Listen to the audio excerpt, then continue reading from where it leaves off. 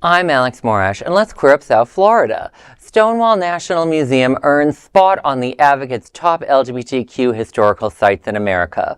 Fort Lauderdale's Stonewall National Museum, Archives and Library is getting national recognition at a crucial moment for LGBTQ history and culture.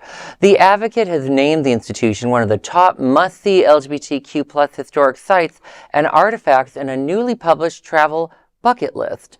The list highlights meaningful destinations, monuments, and cultural landmarks that help preserve and celebrate queer history, something advocates believe is increasingly vital. According to the Stonewall National Museum, Archives and Library President and CEO Robert Kesten, quote, "With the threat of erasure growing every day, highlighting where people can go to be immersed in our community's history and contributions is essential.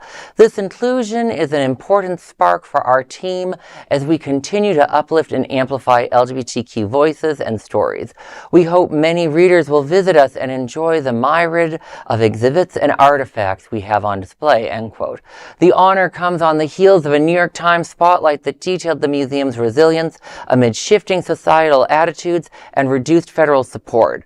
Looking ahead, the museum is preparing for its annual Standing on the Shoulders of Heroes Gala, set for February 21st, 2026, with a major guest announcement expected soon. More information is available at stonewall-museum.org. You know, I have long been a fan of the Stonewall Museum and Archives. Even before I moved to Florida, I knew of it, and just honestly, I'm glad that they're getting these accolades, both from the New York Times and in the Advocate. And I always say one of these days, I always claim, one of these days should just write a book, as any stupid writer claims we should do one day. Sure. And I'm like, what should the topic? Just go into the archives and just look at the different histories. There's all sorts of different book ideas you can get just going in there. Now I'm probably screwed up chapters, right? Well, they have a fantastic library too. Yeah. Mm-hmm. And any national recognition that can encourage people to visit Florida in this specific time is really welcome and really helpful, not only to our stories but to our tourism. That's right. I wrote it's about time. List. Yeah. Mm-hmm. I wrote it's about time. That was my first comment that I wrote for it. Yeah, and I have to give Robert Kesten a lot of credit. I mean, they do a annual recreation, which I didn't go to the one last year, but the one before that, for the Stonewall Uprising. Oh yeah. So I think it's important that we carry the torch of that history forward, because when I was coming out in New Jersey and going into Greenwich Village and going to the Stonewall, many years after the event happened, of course, some people didn't have that experience or know the history. So I think it's really important to keep that alive.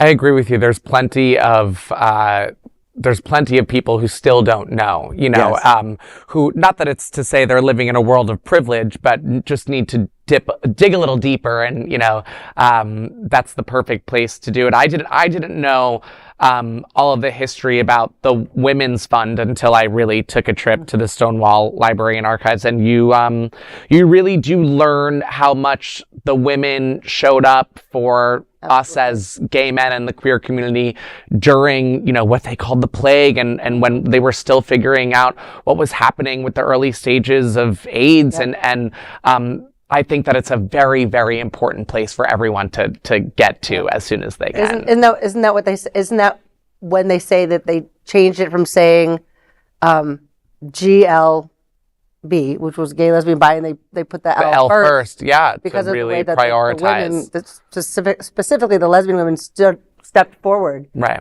and became family, and